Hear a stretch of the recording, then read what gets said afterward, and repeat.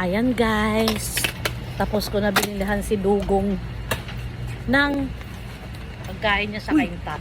Nawala yun ako. Yan lang. Makakunin mo na Hindi. Bumili ka ng tubig. Ayan. Siya lang naman mag-isa. May sabon shampoo na doon, di ba? Huwag ka na magdala. Ay, wala. Meron. Wala shampoo lang sa bundod. Doon sa taas.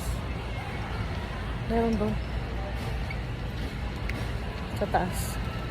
Tsaka may body wash pa doon, oh. Meron ba? Oo, sa kwarto ko. Diba?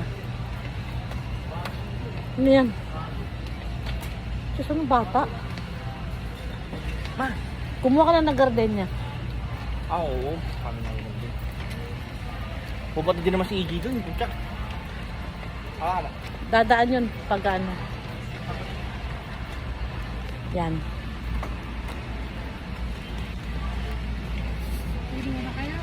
Oh, yan lang. Siya lang naman mag-isa eh.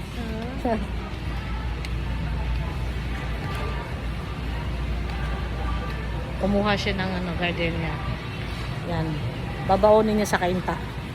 Buti naman na doon siya sa kainta para may magdilig sa halaman ko. Wala na, okay na, tara na. Apokare-pokare. Damihan mo na ako ha. Ayaw nga po eh.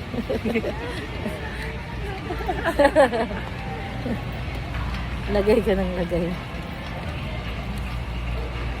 Pupunta kami ng cashier. Kasi pag ikot-ikot pa nito, dampot ang dampot yan. Kaya sabi ko sa cashier na tayo. Ayan. Pipila na siya. Sa kabila, Son. Parang 14 kang beef. Thank you for watching, guys. Ay! Hello!